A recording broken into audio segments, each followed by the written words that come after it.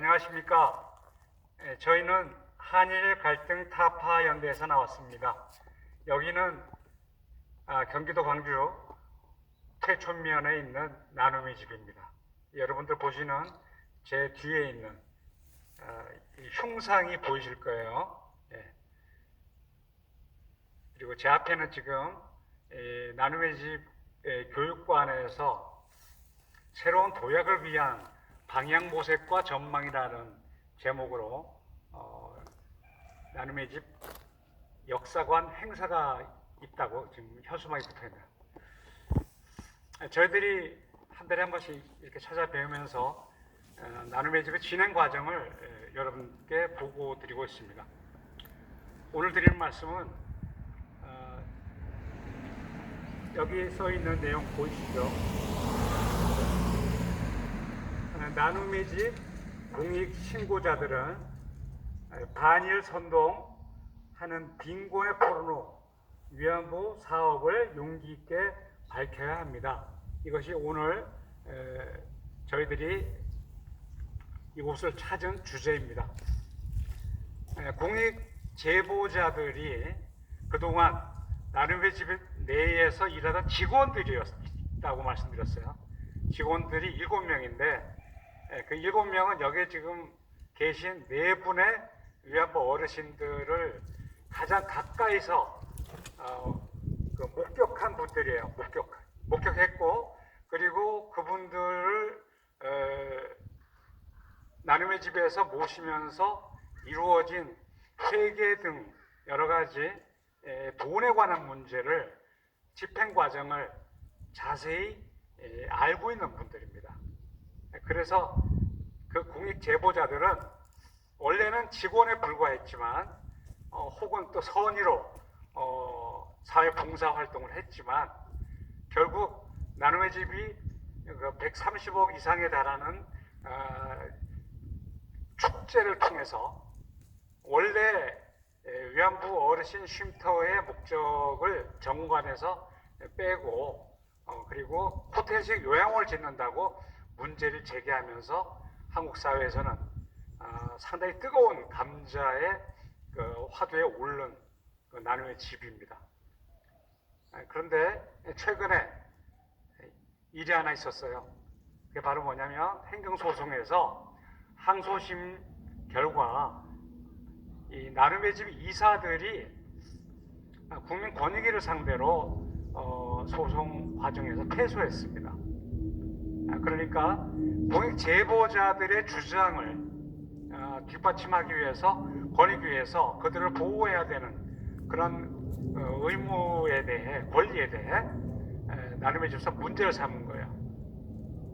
그랬더니 항소심에서 그건 잘못된 것이다라고 나눔의 집의 오류를 지적을 했습니다.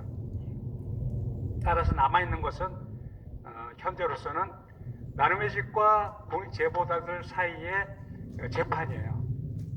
그 재판은 손해배상입니다.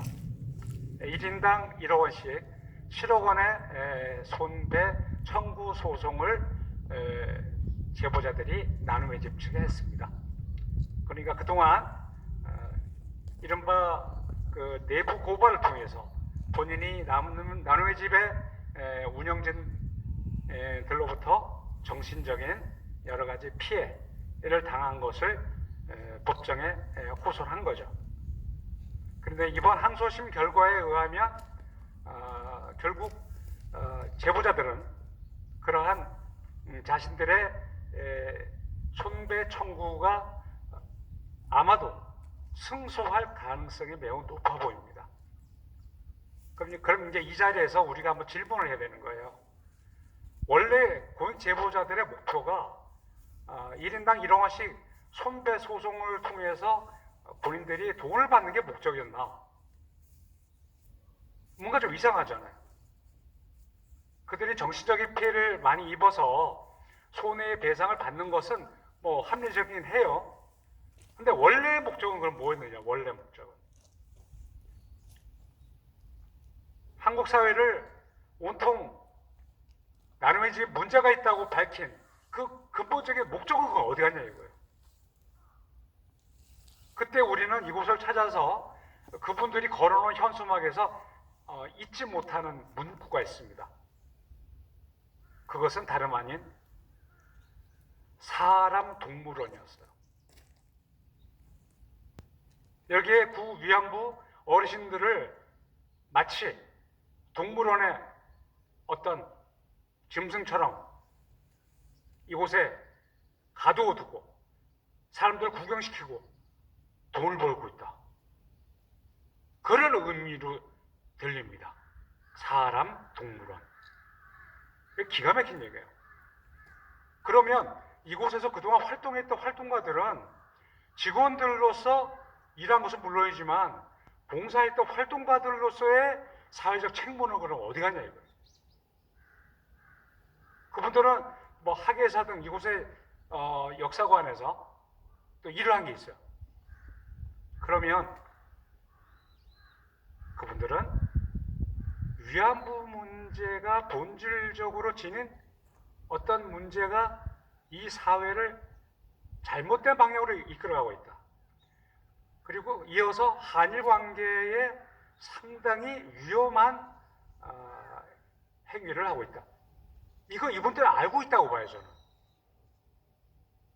왜냐하면 정상적인 두뇌를 가지고 있다면 정상적인 교육 과정을 거친 보통 사람이라면 이거 상식입니다. 일제시대 위안부 문제를 끄집어내서 그것도 이미 다 2번에 걸친 여러 가지 보상과 사죄가 다 끝난 얘기인데 지금도 진정으로 사과해라. 또 법적 배상해라. 이걸 계속 얘기하고 있는 거예요. 그러면 이러한 교란, 국민을 교란시키고 국제사회를 교란시키면서 일본과 철천지 원수가 되는 거예요. 북한의 김정은이가 가장 좋아하는 거죠. 그걸 이 사람들이 모르겠냐고요. 저는 이 사실을 사회복지법인 대한불교조계종 나눔의 집도 알고 있고 이곳에서 일한 직원들이었던 그 활동가들도 이 명백한 사실을 저는 알고 있다고 생각해요. 그러나 양치는 목동의 거짓말처럼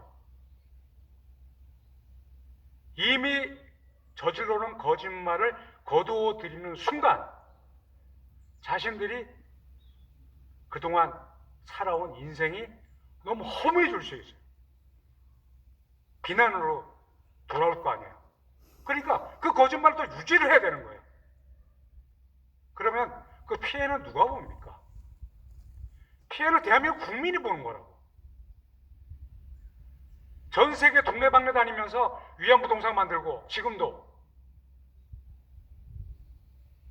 수십만이 끌려갔다고 지금도 울고불고 연극하고 오페라하고 이 짓을 언제까지 할 거냐 이거예요.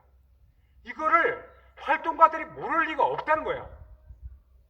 그러니까 돈을 1억 원씩 받고 집으로 돌아가는 게 아니라 활동가들은 뭐 해야 돼요? 고백을 해야 돼요. 고백을. 하긴 요새 또 고백할 때도 마땅치가 않아요. 고백을 받는 신부들이 또 무슨 뭐 대통령 전용기가 추락하라는 기도하는 그런 사회에 살고 있습니다. 우리가 지금. 그러니까 어디 가서 고백할 때 마땅치 않은데 고백을 해야 돼. 이 사람들이. 양심 고백을 하고. 우리는 맨 처음에는 잘 모르고 휴머니즘적인 차원에서 구 위안부 문제를 접근했으나 막상 들어와서 직무를 수행하다 보니 그것이 구 할머니들을 모아놓고 복마전이더라. 그리고 그 복마전은 나눔의 집만 아니라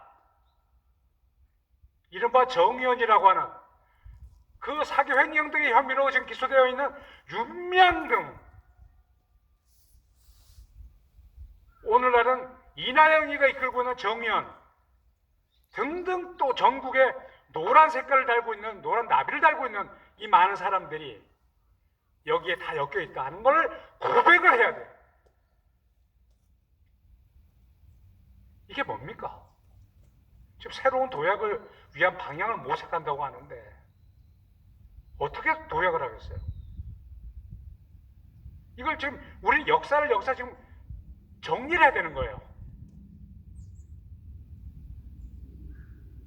생각 같아서는 여기 나눔의 집 운영진을 옆에 모셔놓고 즉석 토론을 하고 싶습니다. 아마 다 도망갈 거예요. 토론 못합니다, 이 사람들. 이미 법적으로 이미 자신들은 지금 관련자들 기소된 상태고, 물론 전 운영진이죠. 현재도 경기도와 광주시로부터 여러 가지 이미 경고를 받은 거고, 참 부끄러운 일입니다.